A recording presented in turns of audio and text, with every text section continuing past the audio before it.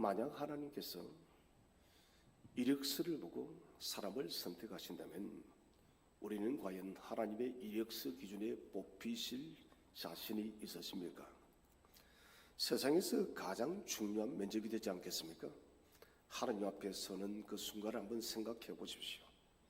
우리가 가진 학벌과 경력과 사회적 지위, 재산, 출세, 이 모든 것들이 빡빡하게 빽빽하게 적힌 이력서를 들고 하나님 앞에 섰을 때 과연 우리는 이 이력서가 하나님의 합격을 받기에 충분하다라고 자신 있게 말할 수 있을까요? 아마도 대부분의 사람들은 이렇게 생각할 수밖에 없습니다.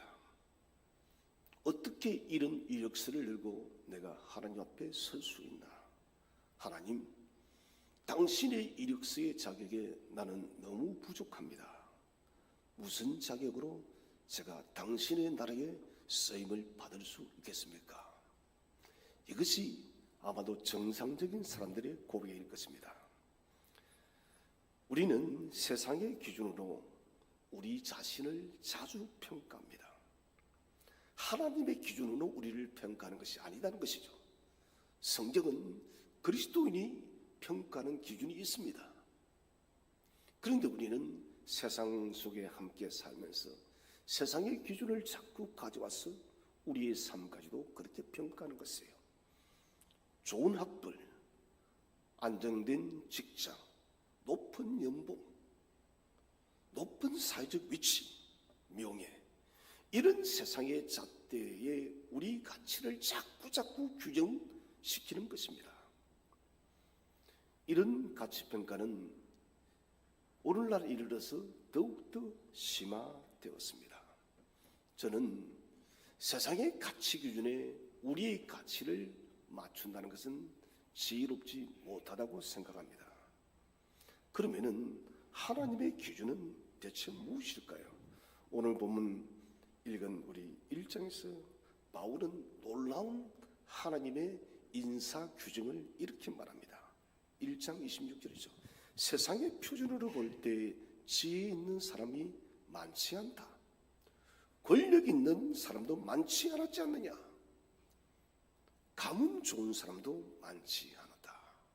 하나님께서 당신의 나라의 일꾼을 찾으시는 이력서를 보시면서 이랬다는 거예요. 지혜 있는 사람도, 똑똑한 사람도, 학벌 좋은 사람도 많이 없었고, 가문이 좋은 사람도 많지 않았고, 권력과 부를 가진 사람도 별로 없었다. 바울은 고린도 교회를 향해서 이 말씀을 하면서 너희를 부르심을 보라. 너희가 권력도 지혜도 좋은 가문도 아니했지만 하나님께서 불렀다는 것입니다. 한번 주위를 둘러보세요. 우리 교회는 얼마나 많은 사람들이 세상의 기준으로 성공한 사람들이 있습니까? 소위 말하는 엘리트가 우리 교회에 얼마나 됩니까? 물론 그런 분들도 있겠죠. 대부분은 평범한 삶을 살아가는 저와 여러분들입니다. 어쩌면 또다시 우리가 평범보다 더 낮은 삶을 살아갈 수도 있다는 것이죠. 그런데 이런 삶을 살아가는 우리를 하나님께서 부르셨다는 사실을 기억하시고 믿으시기를 바랍니다. 많이 부족하지만은, 많이 연약하지만은 당신의 이력서의 그 기준에 참으로 미달하지만은 그럼에도 불구하고도 하나님이 우리를 부르셨다는 것은 전적인 은혜예요. 오늘 우리가 붙들어야 할 주제는 바로 이것입니다.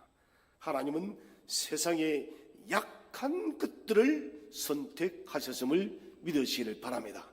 강한 것을 선택하는 것이 성경의 기준이 아니더란 것이에요. 사람들은 손가락질하고 얕보고 무력해 보이는 그런 사람들을 하나님은 선택했다는 것입니다. 하나님은 세상의 기준으로 약하고 미련하고 보잘것없게 여겨지는 것들을 통해서 일을 하십니다. 이것이 복음의 역설이에요. 함께 말씀 속으로 들어가 봅시다. 첫 번째 주제, 왜 하나님은 약한 자를 선택하십니까? 그 첫 번째 이유는 세상의 지혜를 부끄럽게 하시려는 하나님의 목적 때문입니다. 바울은 고린도 교회에 충격적인 사실을 상기시킵니다. 세상의 표준으로 보니 지혜 있는 사람이 너희들에게는 별로 없다는 거예요. 세상의 눈으로 바라보니 너희 중에는 출세한 사람도 거의 없는 것 같고, 권력 있는 사람도, 가문 좋은 사람도 없다는 것이에요. 거의. 고린도 교회 성도들의 면면을 살펴보면 당시 그 시대의 엘리트들이 아니었습니다. 대부분이 사회적인 약자였고 노예였고 하층민들이었습니다. 고대 고린도는 어떤 도시였을까요? 고린도는 당시 그리스의 상업과 문화의 중심지였습니다. 동서가 만나는 무역의 요충지, 아주 빛나는 도시죠. 부와 사치의 상징입니다. 우리나라 같으면 서울처럼 빛나는 도시겠죠. 미국 같으면 뉴욕과도 같은 그런 뻔한 도시입니다. 고린도에서는 지혜와 운명은 철학이 최고의 가치였습니다. 그래서 그들은 소크라테스, 플라톤, 아리스토텔레스의 전통을 이어받은 그리스의 철학이 꼽히던 아주 자부심이 강한 도시였어요. 그래서 고린도인들에게 지혜, 이를 우리가 헬라로 소피아라죠. 지혜란 것은 단순한 지식을 말하지 않았습니다. 지혜를 가졌다는 것은 지식을 가진 것이 아니라 사회적인 지위와 명예를 가진 사람을 지혜로운 사람, 소피아, 이렇게 말을 한 것입니다. 그래서 지혜로운 자는 사회의 상류층이었습니다. 그들은 대중연설을 통해서 많은 존경을 받았어요. 반면에 미련한 자는 사회적으로 무시당하고 조롱받는 존재였습니다. 그 사람이 누구다고요? 바로 고린도 교인들, 바로 저와 여러분들 같은 그런 사람들인지 모르겠습니다. 그러나 주목하시기 바랍니다. 하나님의 약함은 인간의 강함보다 강력함을 믿으시기를 바랍니다. 세상은 그렇게 강한 자를 말하고 배운 자를 말하고 권력 있는 사람 말하지만 아니요, 하나님은 그들을 강하다 하지 않는다는 것입니다. 역설적에도 하나님은 약한 것을 통해서 하나님의 영광을 더욱더 선명하게 나타냈습니다. 마치 어두운 밤하늘에서 별빛이 더 밝게 빛나는 것처럼 우리의 약함 속에서 하나님의 능력이 더욱더 뚜렷하고 강력하게 나타날 줄로 믿으시기를 바랍니다. 그래서 괜찮아요. 원어로 우리가 살펴보면 굉장히 흥미롭습니다. 미련한 것, 이것은 헬라어로 모라라는 말을 씁니다. 우리가 미련한 것이 한국적으로 보면은 좀 우둔하고 지식이 없고 그런 의미인데, 그런데 원어적인 것은 무가치입니다. 사회적으로 아무 가치가 없다는 것이 미련한 것이에요.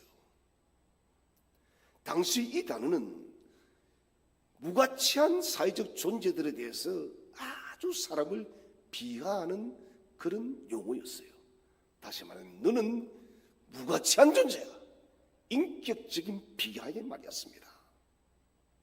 하나님은 바로 세상 사람들이 뭐라 무가치한 존재라고 인정하고 손가락질을 하는 고린도 교인들을 선택하였듯이 저와 여러분을 선택하였음을 확신하시기를 바랍니다. 그래서 바울은 하나님께서 세상에 미련한 것들을 택하사 지혜 있는 자들을 부끄럽게 하려 하시려고, 오늘 27절입니다. 자, 부끄럽게 한다. 이게 무슨 말일까요? 이 카타이스쿠노, 이 말은 완전히 무력화시키는 거예요. 이 대단한 말입니다. 무력케 한다는 것은 수치를 준다는 것이 아닙니다.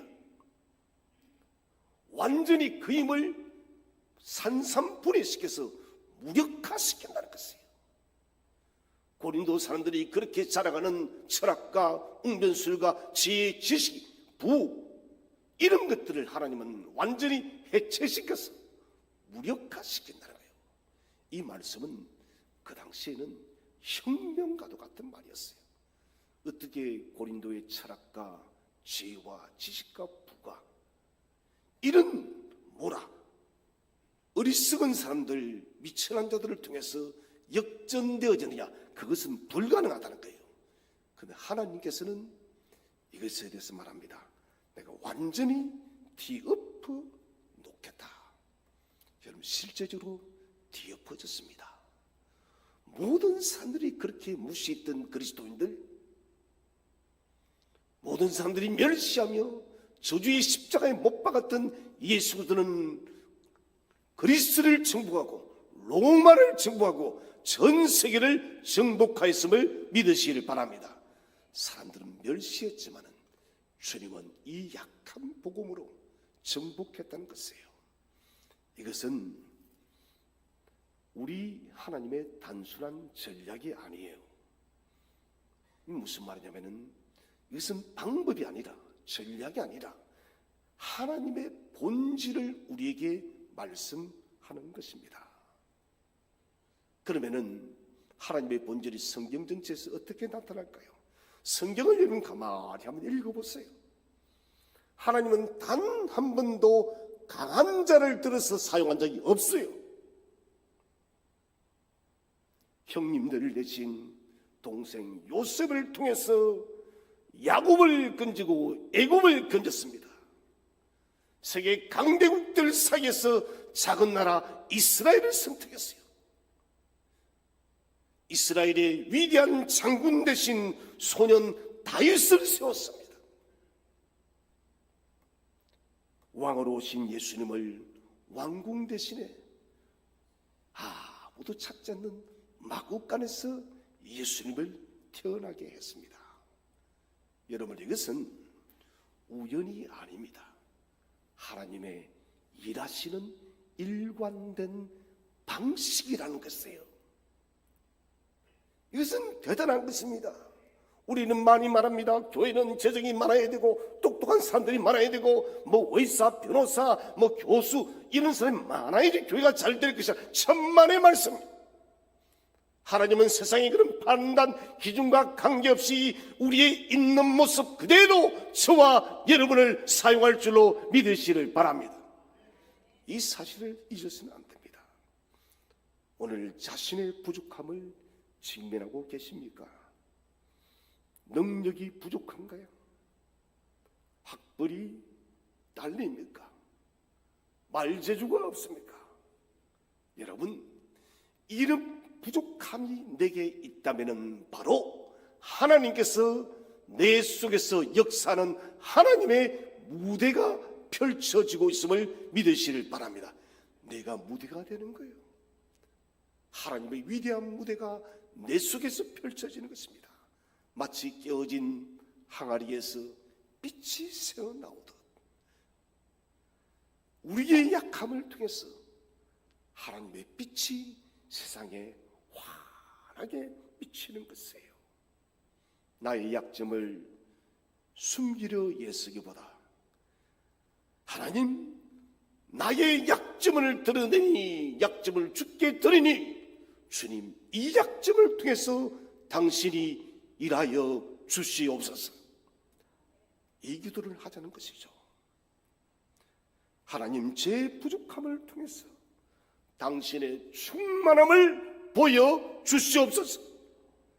하나님은 빈 그릇을 사용하십니다. 세상에 여러분 것들이 많이 들어있으면 하나님 우리를 쓸 수가 없어요.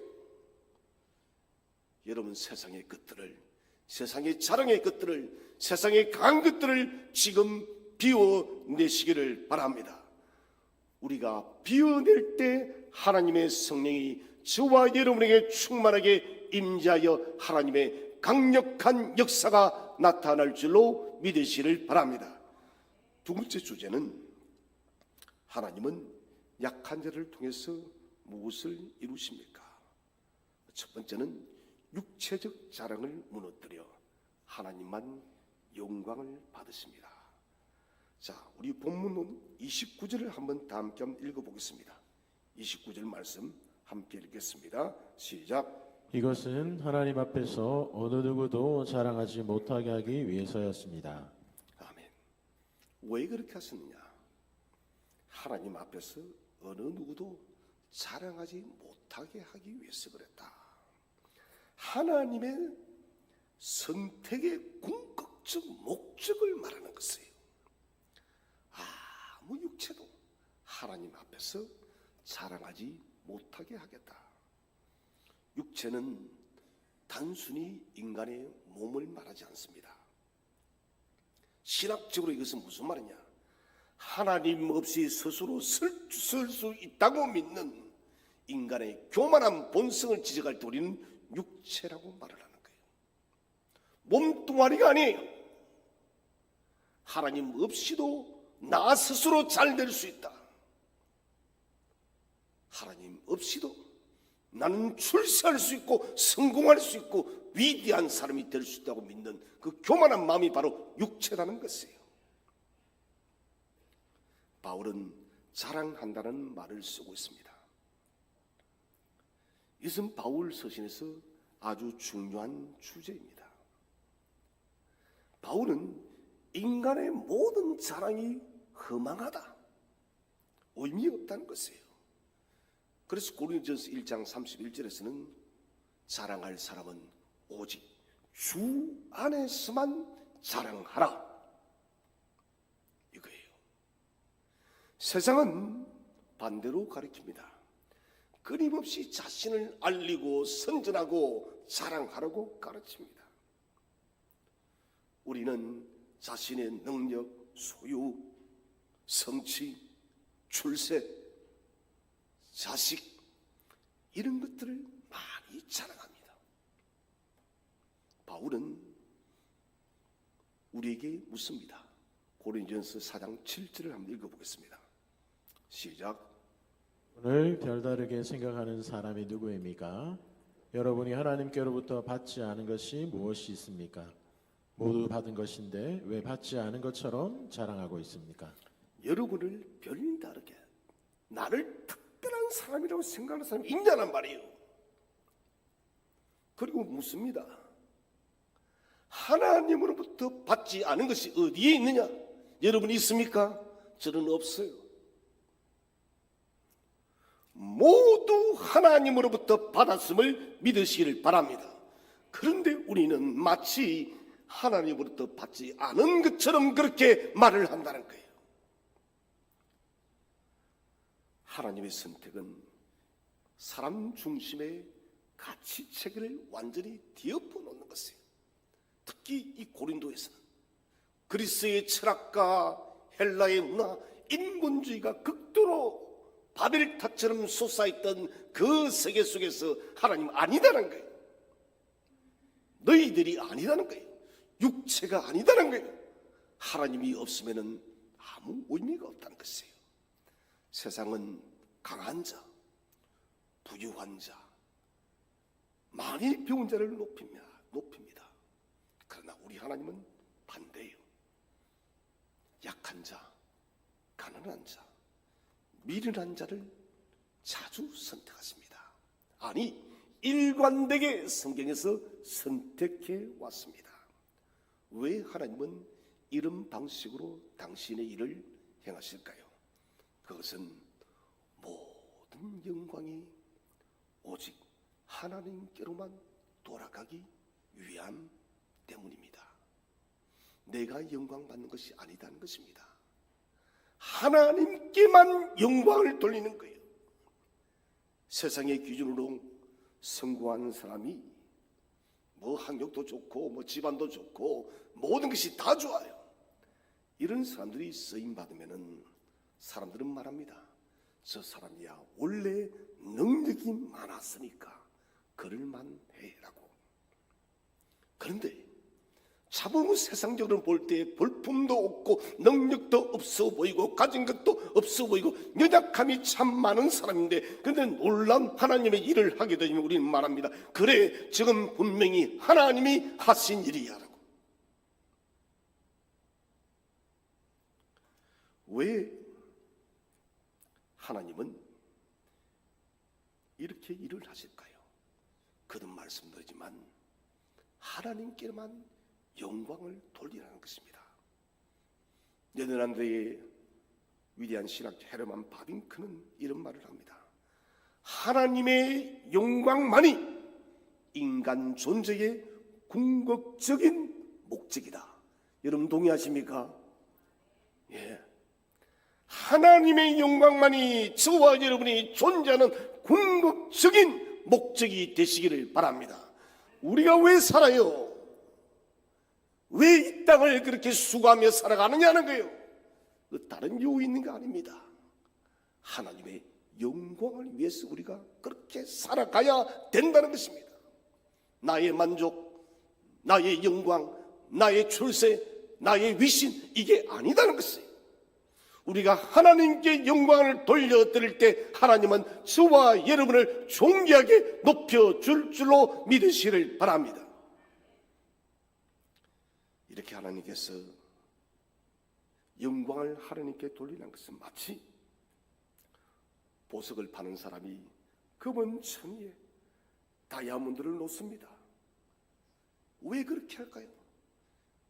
이 보석상이 금은 천을 자랑하기 위해서 펼쳐놨을까요? 아닙니다. 다이아몬드가 빛나게끔 하기 위해서. 금은 천은 그저 배경이에요. 빛이 나야 되는 것은 다이아몬드이지 금은 천이 아니다는 것입니다. 마찬가지예요. 하나님은 우리 약함을 배경으로 우리의 영광을 나타내는 것이 아니라 하나님의 영광을 나타내시기를 바랍니다. 예수님의 삶을 보십시오. 그분은 이 땅에 만왕의 왕으로 오셨지만 가장 낮고 낮은 곳에 태어나셨고 목수의 아들로 자랐고 가난한 어부들을 제자로 삼았습니다. 그리고 마침내 가장 수치스러운 십자가에 매달려 죽으셨습니다. 그런데 오늘 고린도전서 1장 23절 24절에 보시면은 그 십자가가 미련해 보이고 연약해 보이고 저주스러웠던 멸시와 천대의 십자가 속에 하나님의 능력과 치유의 절정이 나타났음을 확신하시기 바랍니다. 우리는 비웃었습니다. 저 십자가는 어리석다라고, 저 십자가는 저주라고, 저 십자가는 부끄럽다고. 그런데 주님이 지신 그 십자가를 통해서 하나님의 능력, 지혜의 하이라이트가 나타났다는 것입니다. 세상이 가장 약하다고 여기는 그 순간이 바로 하나님의 능력이 가장 강력하게 나타나는 순간입니다. 우리의 성공과 성취, 뭔가를 이루어냈습니다. 이것을 어디에 귀속시키고 있습니까? 우리의 모든 능력, 재능, 기회는 여러분 모든 것이 오직 하나님께서 주신 선물임을 믿으시기를 바랍니다. 내가 만들어낸 것이 아니라는 것입니다. 달이 자신의 빛을 자랑할 수 없습니다. 오직 태양의 빛을 반사할 뿐입니다. 우리도 마찬가지입니다. 우리의 영광을 자랑할 수 있는 것이 아니라 우리는 하나님의 영광을 반사하는 존재에 지나지 않습니다. 사랑하신 성도 여러분, 삶의 시계 속에서 성공하고 성취하는 순간마다 이렇게 고백하시기 바랍니다. 이것은 내가 한 것이 아니라 내 안에 계신 하나님의 은혜로 이루어진 것입니다. 얼마나 복된 고백입니까? 모든 영광을 하나님께 돌리시기를 바랍니다.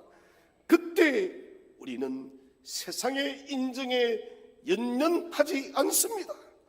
오직 하나님의 인정만을 요구하는 거예요.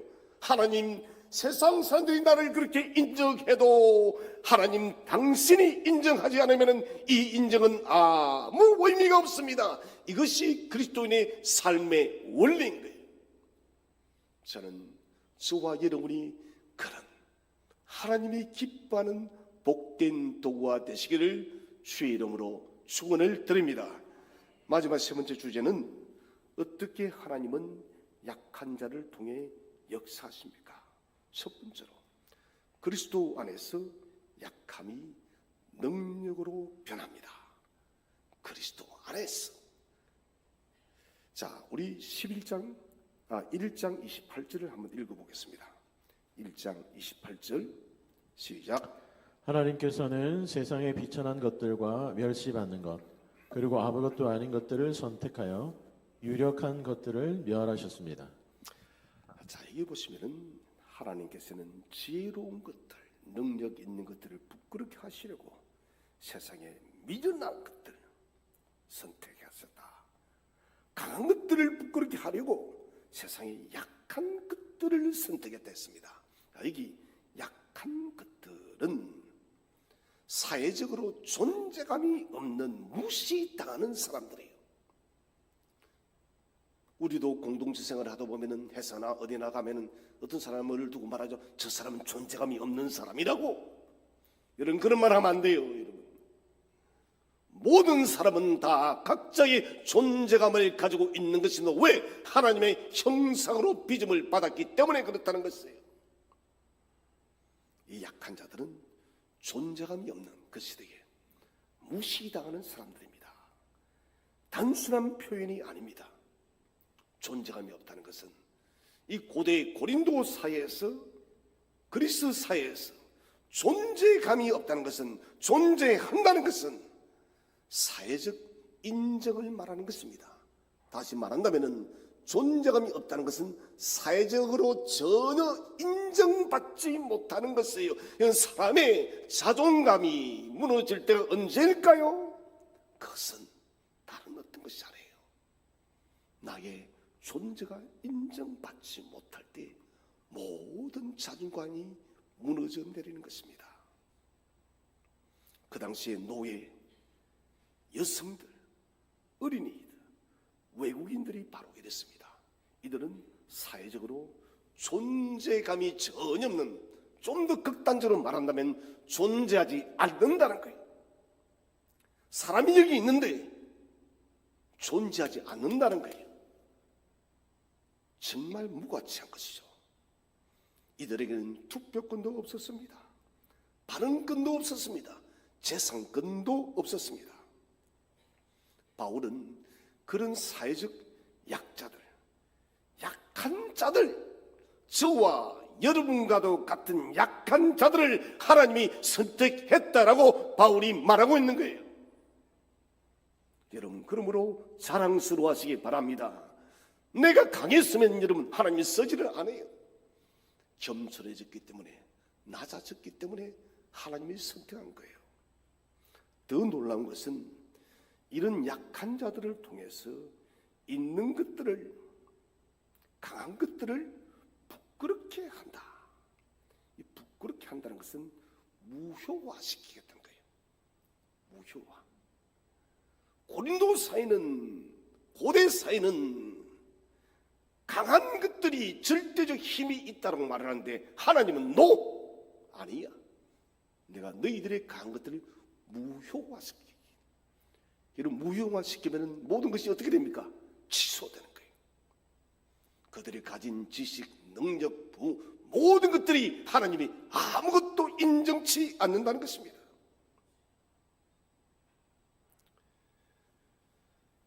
세상의 권력 구조, 세상의 시스템을 사실 사도 바울은 뒤집고 있습니다. 이게 여러분 복음입니다. 복음은요, 인본주의의 시스템을 완전히 뒤덮는 것이 바로 복음이라는 거예요. 그렇기 때문에 우리가 예수를 믿는 것입니다. 바울의 이 메시지는 당시 고린도 사회의 혁명적인 말이었어요. 고린도는 계급제도가 엄격한 사회였습니다. 소수의 엘리트가 대부분의 부와 권력을 다 독점하고 있었어요. 우리나라도 여러분 예외는 아니에요. 그런 사회에서 바울은 하나님이 사회적 약자들, 존재감도 없는 이 사람들을 선택했다고 선언하는 것입니다. 이것은 단순한 종교적인 기독교에 국한되어진 메시지가 아니라 그 시대의 이름 고린도 사회, 그리스 사회, 로마 사회에 도전하는 혁명적인 선언이었어요. 이게 뭐예요? 바로 복음입니다. 사람들은 복음이 이길 줄 몰랐습니다. 그런데 복음 모든 것을 뒤집어 놓았습니다. 하나님의 역설적 선택은 단순한 동정이 아닙니다. 세상의 인본주의의 가치 체계를 완전히 뒤집어 놓겠다는 것입니다. 하나님은 약한 자를 단순히 구원하는 것이 아니에요. 그들을 통해서, 저와 여러분을 통해서 세상을 변화시키는 도구로 삼았음을 믿으시길 바랍니다. 단순히 우리를 그냥 불쌍히만 여겼다면 여러분 의미가 없는 거예요. 불쌍히 여기서 선택하시고 여러분 기존의 질서와 가치를 변화시키는 하나님 나라를 만드는 데 주역적인 일꾼으로 저와 여러분이 선택됐다는 거예요. 이것은 놀라운 일입니다. 그러면 하나님은 어떻게 약한 자를 통해서 일을 할까요? 바울은 30절에서 그 비밀을 알려주고 있습니다. 우리 1장 30절을 읽어보겠습니다. 시작. 그러나 여러분은 이러한 하나님에게서 나서 예수 그리스도 안에 있게 되었습니다. 예수님은 하나님께로부터 오는 우리의 지혜와 의와 거룩함과 구속이 되셨습니다. 자, 오늘 보면은 아주 중요한 말씀이 나옵니다. 상반절에 이러한 하나님에게서 나서 예수 그리스도 안에, 예수 그리스도 안에. 여러분 이것은 줄을 딱 쳐놓으세요. 그리스도 예수 안에. 이것은 바울이 쓴 서신서와 성경 전체의 핵심이다래요. 바울이 많은 서신서를 썼는데 그 서신서, 성경, 또 사도행전은 서신서를 많이 썼는데 그 모든 서신서들의 핵심이 뭐냐? 라고 묻는다면 예수 그리스도 안에요. 제가 설명하지 않아도 무슨 의미인지 다 다가왔을 것입니다. 예수 그리스도 안에서 모든 것을 조명한다는 것입니다. 예수 그리스도 밖에서는 아무 의미가 없는 것이에요. 그리스도 안에 있을 때에 저와 여러분이 의미가 있음을 믿으시길 바랍니다. 이것은 단순한 소속감이 아닙니다. 예수 그리스도와 신비한 연합을 의미하고 있다는 것이에요. 마치 요한복음에 기록되어진 대로 포도나무와 가지처럼 15장 5절 나는 포도나무요 너희는 가지니. 여러분 저와 여러분이 예수 그리스도 안에서 놀라운 신비로운 연합을 하였음을 믿으시기를 바랍니다. 바울 자신이 이 원리에 살아있는 증거입니다. 그는 육체의 가시로 고통받는 약한 사람이었습니다. 그때 고린도후서 12장 9절에서 말하죠. 내 능력은 약한 데서 온전하여진다. 곧 약함이 바로 하나님의 능력이 역사하는 통로가 된다는 것입니다. 그리스도인의 강함은 자신의 약함을 인정하는 데서 출발합니다. 우리가 자신의 약함을 인정하고 그리스도께 의지할 때 그분의 능력이 우리를 통해서 나타나는 것입니다. 마치 전기가 저항이 적은 곳으로 흐르듯이 절대로 저항이 강한 곳으로 흐르지 않습니다. 저항이 적은 곳으로 흐릅니다. 하나님의 능력도 마찬가지입니다. 자신의 약함과 불완전함과 부족함을 인정하는 낮은 자의 마음에 하나님의 능력의 전기가 흘러갈 줄로 믿으시기를 바랍니다. 약한 자에게 성경에는 약함을 통해 하나님의 능력을 경험한 사람들로 가득합니다. 사라는 너무 늙어서 아이를 가질 수 없었습니다. 그러나 이삭을 낳았습니다. 기도는 두려움에 떨었지만 미디안을 물리쳤습니다. 베드로는 예수님을 3번이나 부인하며 맹세 저주했지만 오순절에 성령의 충만을 받고 3,000명을 회심시키는 역사를 만들었습니다. 이 모든 것들은 그들의 약함이 아니라 그들 안에 역사하신 하나님의 능력 때문입니다. 사랑하는 성도 여러분, 오늘 우리는 놀라운 복음의 역사를 보고 있습니다. 하나님은 세상의 기준으로 약하고 미련하고 천한 것들을 선택하셔서 당신의 영광과 능력을 드러냈습니다. 이것이 바로 하나님은 세상에 약한 것을 선택하셨다는 복음의 핵심입니다. 우리 각자는 다양한 약점과 부족함을 가지고 있습니다. 그러나 그 약점이 바로 하나님이 일을 할 수 있는 완벽한 무대임을 믿으시를 바랍니다. 내가 낮은 자리에 있을 때, 실패했을 때, 한계를 느낄 때 여러분 바로 그때 하나님의 능력이 나타날 줄로 믿으시를 바랍니다. 그래서 하나님은 빈 그릇을 찾습니다. 빈 그릇, 세상의 능력들을 뱃설물처럼 다 버리고 그리스도가 찾아와 주기를 바라는 빈 그릇, 그런 빈 그릇에 주님은 성령으로 채우시고 지혜로 채워주신다는 것입니다. 사랑하신 성도 여러분, 현대사회는 우리에게 강해지고 성공하고 출세하고 잘나 보이라고 끊임없이 압박합니다. 하지만 복음은 정반대의 메시지를 전합니다. 약할 때가 강하다. 우리의 약함을, 우리의 부족함을 부끄러워하지 마시기를 바랍니다. 그것은 하나님의 능력이 나타나는 도구가 되어집니다. 우리의 약함을 부끄러워하지 않아야 됩니다. 오히려 그것을 통해 하나님은 당신의 능력을 나타낼 것입니다. 사랑하신 여러분, 약한 것이 무엇입니까? 드러내고 싶지 않은 치명적인 친구가 무엇입니까? 괜찮습니다. 우리의 연약한 것이 무엇이라 할지라도 우리가 그것을 주 앞에 들고 나갈 때 주님은 우리의 가장 약한 것을 통해서 세상의 모든 강한 것들을 부끄럽게 할 줄로 믿으시길 바랍니다. 이 믿음을 가지고 다가오는 한 주간도 예수의 힘으로, 예수의 능력으로 승리하는 저와 여러분이 되시기를 주의 이름으로 축원드립니다.